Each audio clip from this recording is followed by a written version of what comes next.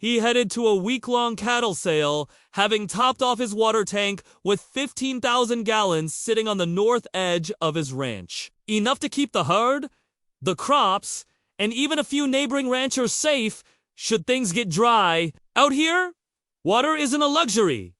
It's life. And when he returned, it was empty, bone dry. First, he thought a pipe had burst underground. Then he saw it, a fresh trench carved straight from his tank toward the neat row of pastel houses in the new subdivision next door. At the end of that trench, a shiny white PVC pipe disappeared beneath their lawns, feeding directly into their sprinkler system.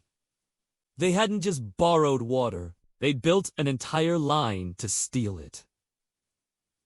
No phone call, no knock on the door. Just a smug letter shoved into his mailbox for the community's benefit. We have tapped into your water supply so that our landscaping maintains a beautiful yet drought-compliant look. Community, right? He didn't live in their world of HOAs and golf carts. He lived on 60 acres of hard land, dust, cattle, tractors, and a well he'd paid to drill.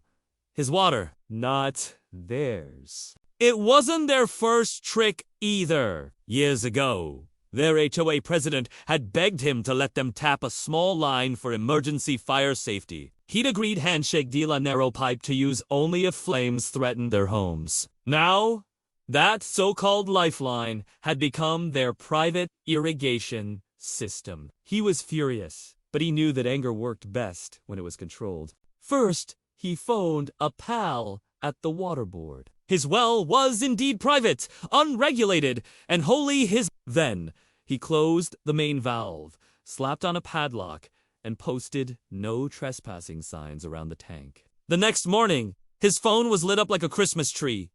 The HOA secretary, their lawyer, random residents, complaining their roses were dying. They demanded he restore the flow immediately.